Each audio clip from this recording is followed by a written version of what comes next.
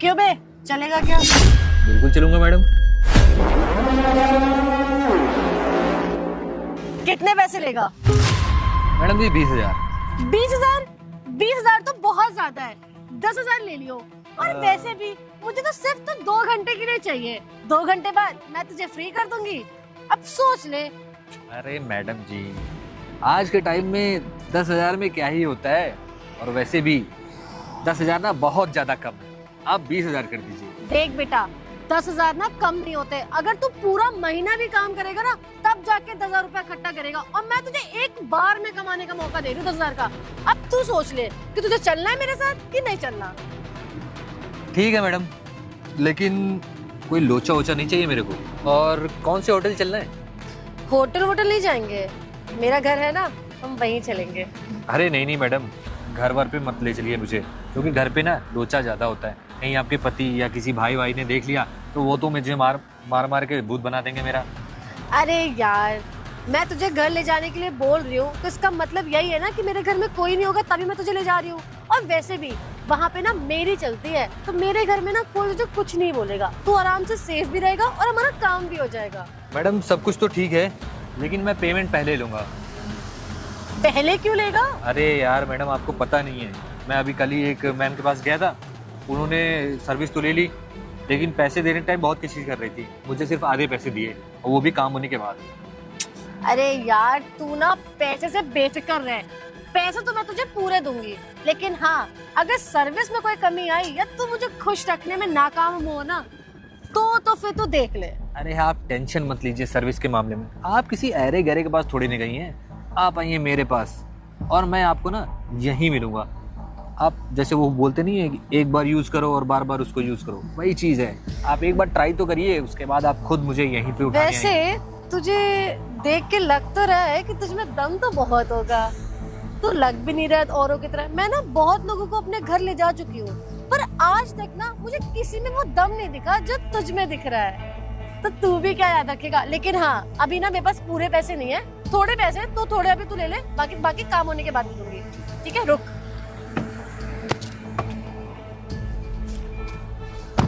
ये ले। ठीक है मैडम, अब आप देखिएगा मेरा जलवा, और आप भी याद रखेंगी कि किससे पाला पड़ा था। अच्छा तो ये बता, तेरे साथ यहाँ पे और भी कोई खड़ा होता है कि तू हमेशा अकेले ही खड़ा होता है? अरे नहीं मैडम, एरिया ना बटा होता है, और ये एरिया ना सिर्फ मेरा आता है, और यहाँ पे कोई आता भी नहीं है। वैसे मेरे जानने वाले बहुत हैं। आपको कोई और भी चाहिए क्या साथ में मैडम? अरे नहीं नहीं, मैं तो बस इसलिए पूछ रही हूँ कि क्या पता कभी तू यहाँ पे ना मिला तो तेरी जगह अगर कोई और खड़ा होगा तो मैं उसको भी ले जा सकती हूँ, बस इसलिए पूछ रही थी। अरे मैडम जी, आप एक बार ना मेरी परफॉर्मेंस तो देखिए, उसके बाद किसी को बुलाना है या नहीं बुलाना है वो सब मैं आपके ऊपर छोड़ दे रहा हूँ। लेकिन एक बार जब तक आप ट्राई नहीं कर लेंगी ना, तब तक मैं क्या ही बोलूँ। और जहाँ आपने एक बार स्वाद चख लिया ना, आपको दूसरा कोई पसंद आने ही नहीं वाला है, ये तो मेरी गारंटी है। तू तो ऐसे बोल रहा है जैसे तूने तो बड़े एक्सपीरियंस ले रखे हैं। अरे मैडम जी, ये छोटी सी उम्र से ना अपन इसी धंधे में है, और इस काम को इतने अच्छे से जानता है ना, कोई दूसरा मेरे से अच्छा कर ही नहीं सकता है। चल ठीक है, मान ली तेरी बात, लेकिन अगर तू मुझे खुश नहीं रख पाया तो तू वो पैसे भी भूल जाइयो। अरे मैडम जी, मैं पैसे लूंगा ही नहीं, मैं पैसे तभी लूंगा ना जब आप खुद को आपको अच्छा लगेगा, और आप 10 नहीं, आप उससे ज्यादा ही दोगे खुद ही। अच्छा जी, इतना कॉन्फिडेंस? बिल्कुल। चल देखते हैं, आजा फिर। ठीक है।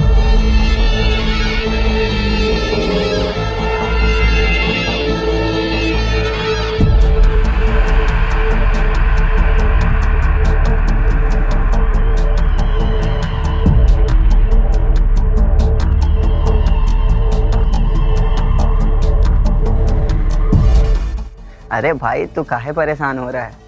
अरे 31 दिसंबर की नाइट पार्टी करेंगे, फुल पार्टी, जहाँ बोलेगा वहाँ चलेंगे, रात भर अय्याशी करेंगे। भाई तू रुक जरा, तेरे से बात करता हूँ।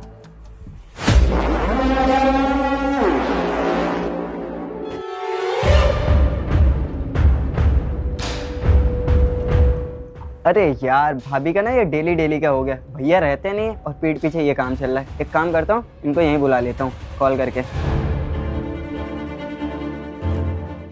मैडम जी, आपका घर तो बहुत बड़ा है और यहाँ पे कोई नहीं रहता है? मैं रहती हूँ, मेरे पति रहते हैं और मेरे एक देवर रहते हैं, लेकिन मेरे देवर को इतना मतलब नहीं है, तो तुम उनकी टेंशन बिल्कुल मत लो। उन्होंने अगर देख लिया तो? अरे मैं हूं ना, तुम चलो, आओ, डरो मत। मैडम जी देखिए कोई लोचा ना हो। अरे कुछ नहीं होगा, आओ ना तुम, चलो आ जाओ, फटाफट से आ जाओ।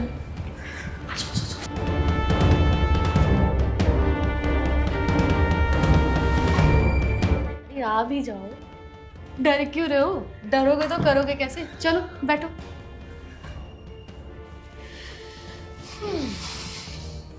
मैम साहब आपका घर तो बहुत बढ़िया है ना? किसका फोन है मैम साहब? अरे मेरे देवर का कॉल है। लगता है उनको पता चल गया मैम साहब। अरे मैम साहब कुछ सुनो। करिए मैम साहब। अरे रुको तो सही, ये फोन कर क्यों रहे हैं? चुप रहना। जी देवर जी। हेलो भाभी, बालकनी में आना जरा। हाँ मुझे बहुत ज़रूरी काम है, जल्दी आइए। ठीक है मैं आती हूँ। ओके। पक्का उन्होंने देख लिया तभी आपको बुला रहे हैं। मैम साहब हमें पीछे दरवाजे से निकाल दीजिए ना। तुम चुपचाप यहीं बैठो, मैं ना हैंडल करके आती हूँ सब कुछ। यहीं बैठना, जाना मत कहीं।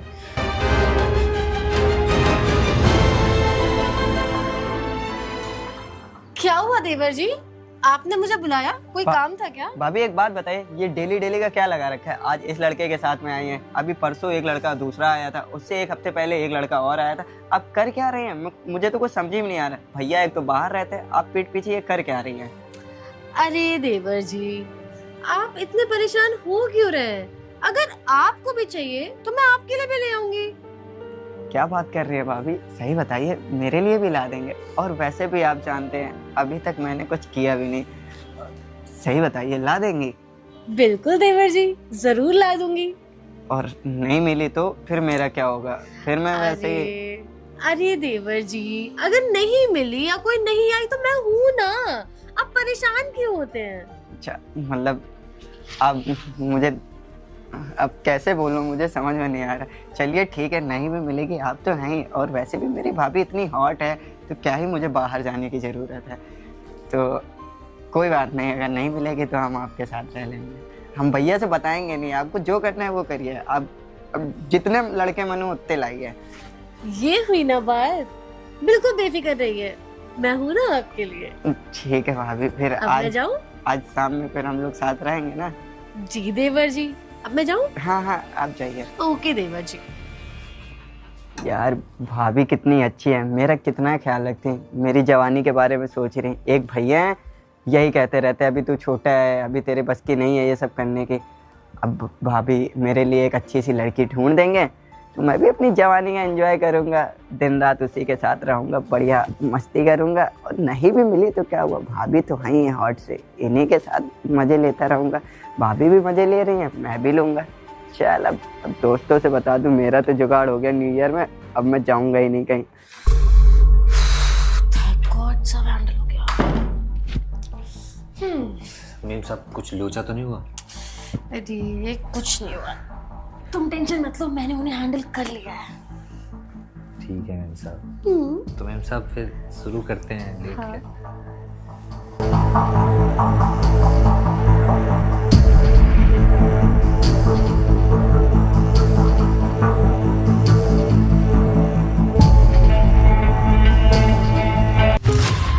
भाई वाह, इससे यही उम्मीद थी मुझे।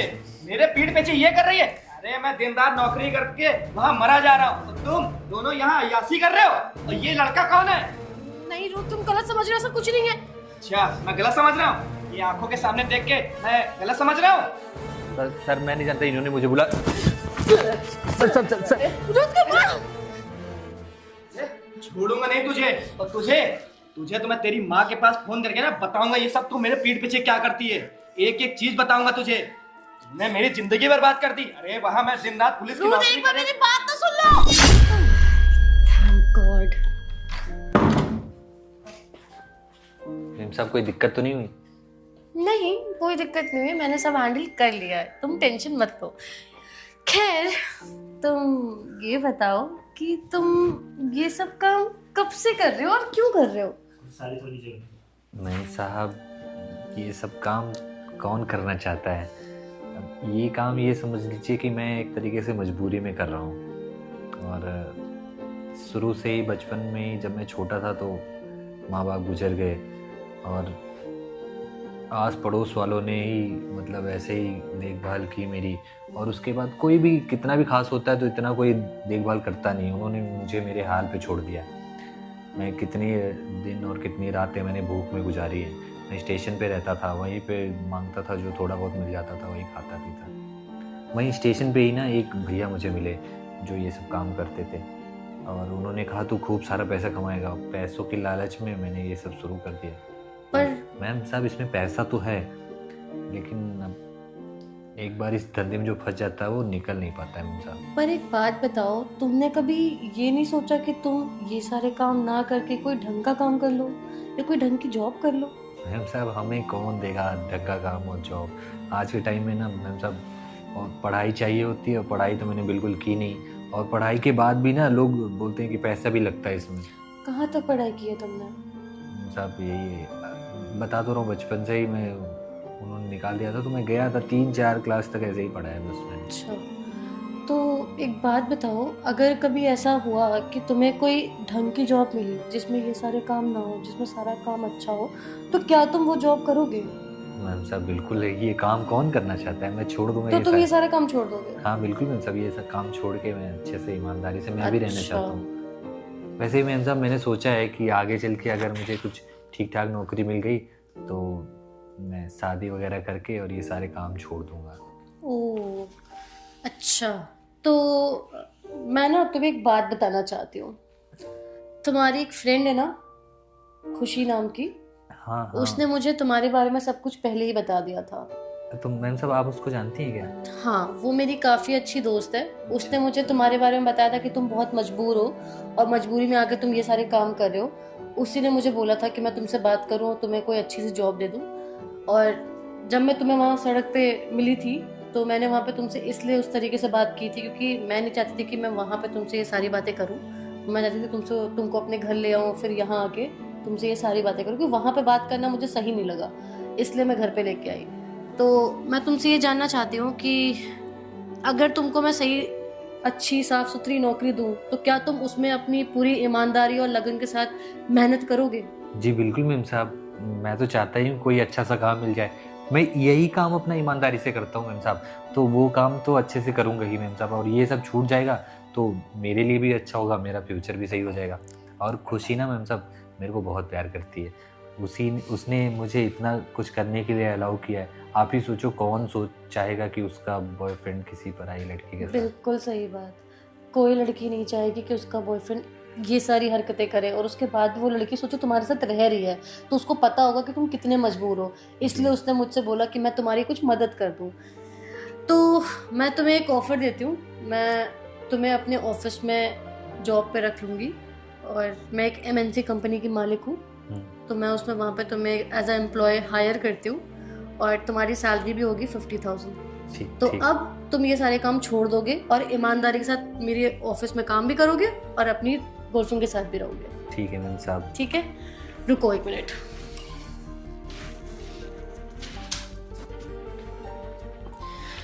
ये लो कुछ एडवांस तुम्हारे काम के लिए और तुम्हारे कुछ कपड़ों के लिए। मैम अभी से आपने इतने पैसे दे दिए? हाँ, क्योंकि मैंने तुम्हारी हेल्प करना ज़्यादा ज़रूरी समझा, और इनसे जाके तुम कुछ अपने लिए ढंग के कपड़े और कुछ ज़रूरत का सामान ले लेना, और कल से तुम ऑफिस में आ सकते हो। थैंक यू मैम साहब, आपने मुझे इतने सारे पैसे दे दिए। और हाँ, एक बात और, मैं ना अपने पति से बात करके तुम्हारे लिए एक छोटा सा घर भी अरेंज कर दूँगी, तुम आराम से वहाँ पे रह सकते हो। ठीक है? थैंक यू मैम साहब। मैम साहब मेरे को कभी ऐसा मैंने सोचा नहीं था कि इतनी जल्दी मुझे घर और सब कुछ मिल जाएगा।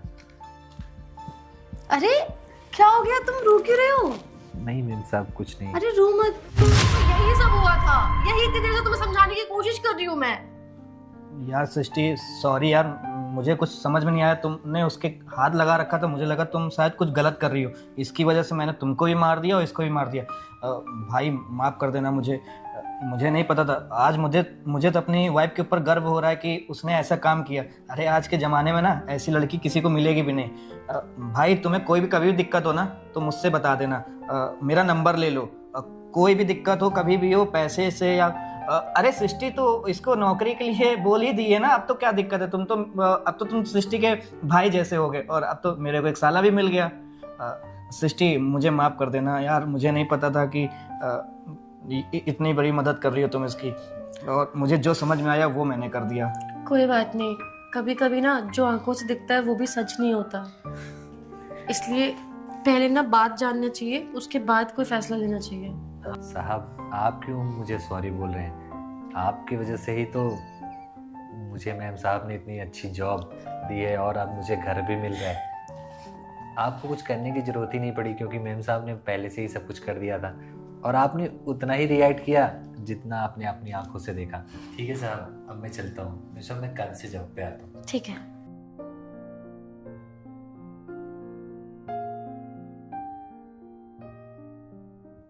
सृष्टि यार, सॉरी यार, मुझे ये सब नहीं पता था। मुझे अगर पता होता ना, मैं तुम्हारे ऊपर हाथ ना उठाता। वैसे भी तो मैं अपनी यहाँ पे कैप लेने आया था, और जब ये सब देखा ना तो मेरा दिमाग काम नहीं किया, तो मैंने वही रिएक्ट कर दिया। सृष्टि, मेरा सर बहुत तेज दर्द हो रहा है, एक कप चाय बना दोगी? एक बात ना ध्यान रखिएगा, चाहे तो मैं बना ही लाऊंगी आपके लिए, लेकिन ना कभी भी किसी पे ना ऐसे हाथ मत उठाया करो। पहले बात तो जान लिया करो कि इंसान तुमसे बोलना क्या चाहता है, तब उसको कुछ बोलो। वो गलत ना होके भी तुम्हारा गुस्सा और तुम्हारी मार सह रहा है। यार, ये सब करने के लिए मैं यहाँ नहीं आई हूँ तुमसे शादी करके। तुमको मुझ पर भरोसा होना चाहिए कि मैं क्या कर रही हूँ, क्यों कर रही हूँ। सॉरी सृष्टि, आज के बाद ऐसी कभी कोई गलती नहीं होगी। मैं तुम पे हमेशा विश्वास करूंगा। अब जाके चाय बना दोगे? ठीक है, लाती हूँ चाय, आप बैठो।